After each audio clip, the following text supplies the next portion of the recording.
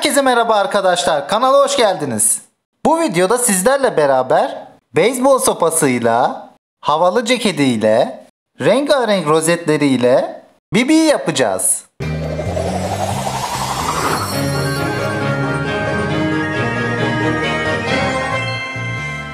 Hadi yapmaya başlayalım o zaman. Bubble Trouble!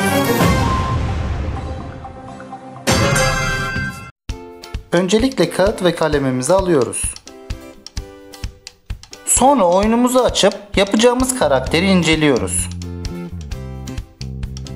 Ön, arka, yan. Resimlerimiz hazır. Sonra her bir uzuvu için alüminyum folyoya şekil vermeye başlıyoruz. Başı, vücudu, sol kolu, sağ kolu, sopası, son olarak da bilardo topunu yapıyoruz. Resmimizi, kesme tahtamızı ve aletlerimizi koyalım. Şimdi de yaptıklarımızı polimer kille kaplayalım. Başı, vücudu, sağ kolu, sol kolu, sopası ve bilardo topu. Öncelikle başıyla başlıyoruz. Ölçümlerimizi yapıp referans çizgilerini çiziyoruz. Burnunu yapıştırıyoruz. Ağzına şekil veriyoruz. Sol gözünü çiziyoruz. Sonra da sağ gözünü tamamlıyoruz. Bunlar da kaşları. Önündeki kıvrılmış saçları oluşturmak için bir ince, bir kalın parça kesiyoruz. Sonra da bunları kafasına yapıştırıyoruz. Ve iyice oturtuyoruz. Şimdi de yanlardaki saçlarını oluşturuyoruz. Kafasına yapıştırıyoruz. Uçlarını sivriltiyoruz. Tepesindeki saçları yapıştırıyoruz.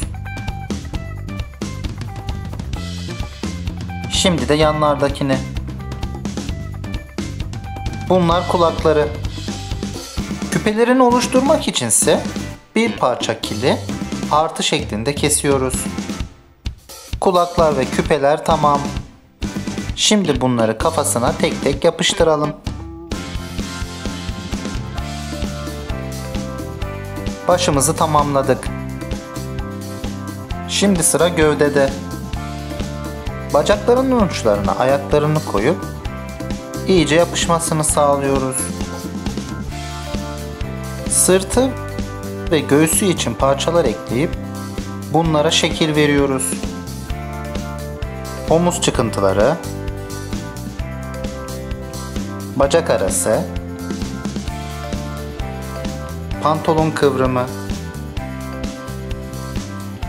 tişörtü için parçalar ekleyip üstteki izi kaybediyoruz.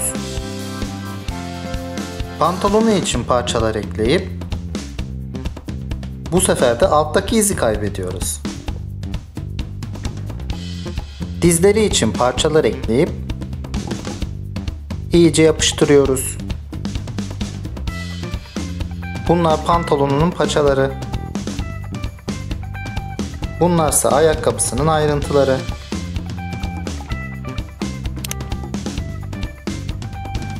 Şimdi ceketini yapmaya başlıyoruz. İncelttiğimiz bir parça kili dikdörtgen şeklinde keselim. Vücudunun üstüne saralım. Alt taraflarına havalanmış gibi şekil verelim. Ceketinin yaka çıkıntısını dikkatli bir şekilde oluşturalım.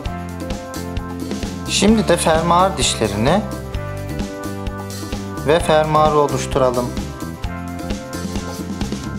Ve bunları ceketinin ön tarafına tek tek yapıştıralım. Boynunu oluşturmak için bir parça kile şekil verip vücudunun üstüne yapıştıralım. Burası da tişört yakası. Vücudu tamam. Şimdi sopasıyla devam ediyoruz. Alt kısmındaki yerleri ve üst kısmındaki yerleri yapıyoruz. Sopasındaki eklentiye şekil verip ince bir teli bunun içine geçiriyoruz. Sopaya yapışık olan kısmı da oluşturduktan sonra ikisini birbirine yapıştırıyoruz. Sopa da tamam. Şimdi vücutla sopayı fırına götürüyoruz.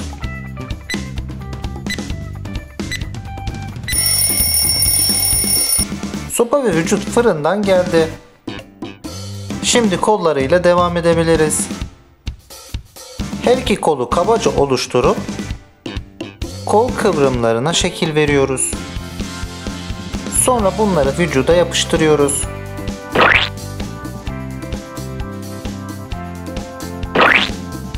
Kollarının ucundaki parçaları koyup düğmelerini yapıştırıyoruz. Bunlar da Bibi'nin üzerine taktığı rozetleri. Şimdi de ellerini yapmaya başladık. Öncelikle yumruk yaptığı eli yapıyoruz. Bibi'nin yumruğunu kendi yumruğuma baka baka oluşturdum. Hangi eli yaptığınızı sakın karıştırmayın. Ben yanlışlıkla 2 tane sağ el yaptım. Baş parmağa da şekil verip yumruğa yapıştırıyoruz. Sonra da izleri kaybediyoruz. Yumruk tamam. Şimdi sıra diğer elde. Bu eli de kendi elime baka baka oluşturdum. Bir el yapmaktan daha zor bir şey varsa o da 2 el yapmaktır. Biraz daha detaylandırdım.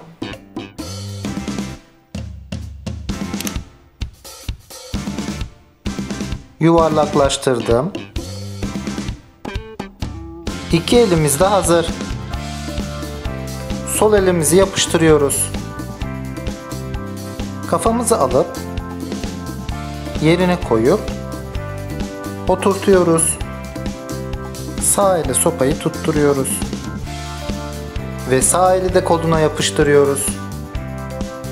Sopasının zincirini oluşturmak için daire parçalar kesiyoruz. Bir parçayı H harfi şeklinde kestikten sonra 2 tane de D harfi kesiyoruz. Parçalar tamam. Bilardo topuna önce D'nin birini, sonra onun üzerine H harfini, takiben de diğer D'yi yapıştırıyoruz. İşte oldu. Sonra da bunu Bibi'nin sopasının alt tarafına tutturuyoruz. Artık fırına gitmek için hazırsın Bibi.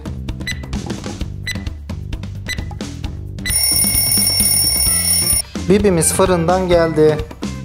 Şimdi sıra onu boyamada. Öncelikle siyahla maviyi karıştırıyoruz. Hazırladığımız bu renkte Bibi'nin saçlarını boyuyoruz. Sonra ten rengiyle devam ediyoruz. Bu renkle de Bibi'nin yüzünü, sol elini ve sağ elini boyuyoruz. Sonra elimize tekrar siyah boyayı ve siyah asetatlı kalemimizi alıyoruz. Bibi'nin sağ kirpiğini, sol kirpiğini, sağ kaşını, sol kaşını, sağ göz bebeğini, sol göz bebeğini, tişörtünün yakasını, sopasını tutma yerini, bilardo topunu, sopasındaki gülen yüzü, sırtındaki deseni, sağ ayakkabısını ve sol ayakkabısını boyuyoruz. Sonra beyazla devam ediyoruz. Bununla sağ gözünü, sol gözünü, bilardo topunu ve sopasındaki yara bandını boyuyoruz. Elimize mor rengi alıyoruz. Bu renkle de Bibi'nin havalı ceketini boyuyoruz. Şimdi sıra pembede. Bu renkle Bibi'nin sağ küpesini, sol küpesini ve rozetlerinden birini boyuyoruz. Sonra bu pembe ile biraz beyazı karıştırıyoruz. Bu renkle de Bibi'nin tişörtünü boyuyoruz. Ten rengiyle boyarken Bibi'nin göbeğini boyamayı unutmuşum. Sonra siyah rengimizi biraz beyazla açıyoruz. Oluşan bu renkle Bibi'nin pantolonunu boyuyoruz. Sonra bu rengi biraz daha açıp ayakkabısının üstündeki düğmeleri ve pantolon paçalarını boyuyoruz. Şimdi de elimize metalik griyi alıyoruz. Bu renkle de Bibi'nin ceketinin fermuarlarına, sopasının alt ve üst kısımlarını boyuyoruz. Sonra mavimizi beyazla karıştırıyoruz. Oluşan bu renkle Bibi'nin beyzbol sopasını ve rozetlerinden birini boyuyoruz. Pantolonun üzerindeki dikiş izlerinin de yine Bibi'nin pantolonunun kıvrım renginde boyuyoruz. Şimdi biraz da sarı. Bu renkle de son kalan rozetini boyadıktan sonra elimize kırmızı rengimizi alıyoruz ve bu rozetin üzerine kırmızı bir kalp çiziyoruz. Son olarak asetet kalemimizi tekrar elimize alıyoruz. Bununla Bibi'nin sopasının üzerindeki vidaları çizip son rozetinin üzerindeki ayı suratını yapıyoruz. Brawl Stars, Bibi'miz hazır.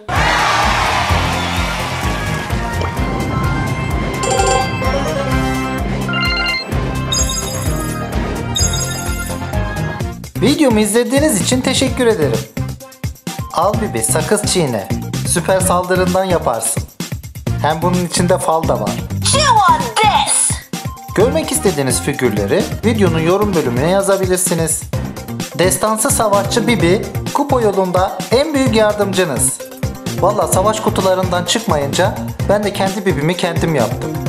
Eğer hala abone olmadıysanız Bibi zopayla ağzınıza vurur valla.